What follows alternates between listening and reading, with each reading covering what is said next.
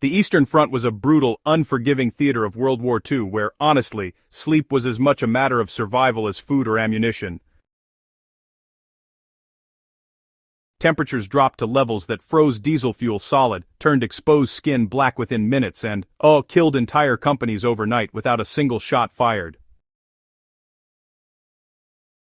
Soldiers on both sides quickly discovered that the difference between waking up and never waking at all often came down to improvised sleep techniques, some clever, some desperate, and honestly, some so grim they faded from common memory. Today, we're uncovering 6 forgotten World War II sleep tricks that kept thousands alive in the most merciless climate modern armies had ever faced.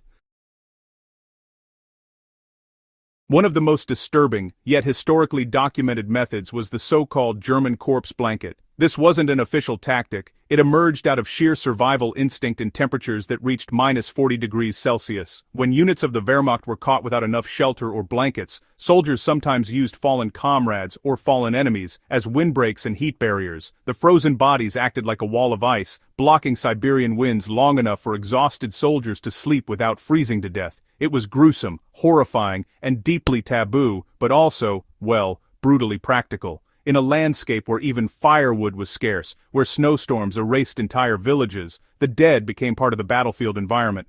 Diaries later revealed how common this method was during the winter of 1941-42, a season that killed more Germans than Soviet bullets.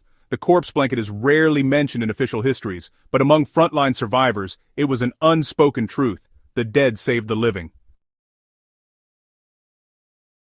Another technique used heavily by Soviet troops was the 3-man spoon sleep. This wasn't unique to the Red Army, but they perfected it. When temperatures plummeted and no shelter was available, 3 soldiers would lie in a tight line, face the same direction, pressing their bodies together to share heat. After a set period, sometimes an hour, sometimes 2, the man on the outside would rotate to the center, ensuring each soldier spent equal time in the most insulated position and the most exposed. In winter, campaigns like the Battle of Moscow or the Siege of Leningrad, this tactic saved countless lives. Soviet manuals even described how to spoon while wearing greatcoats, boots, and full gear, emphasizing that shared body heat was more reliable than blankets. It's not glamorous, but to men freezing in open trenches, it was the difference between waking up and becoming another ice-covered silhouette on the steppe. A lesser-known but ingenious method was the hot stone trick, used by both sides but more commonly recorded among Soviet partisans. Soldiers heated fist-sized stones in a fire, then wrapped them in cloth or coats. These stones were placed near the torso or feet inside makeshift shelters. Unlike heated water, which froze and expanded, cracking metal canteens, stones retained warmth for hours without creating moisture. They functioned like primitive hot water bottles, and in some cases, soldiers heated dozens at a time to keep a dugout warm through the night.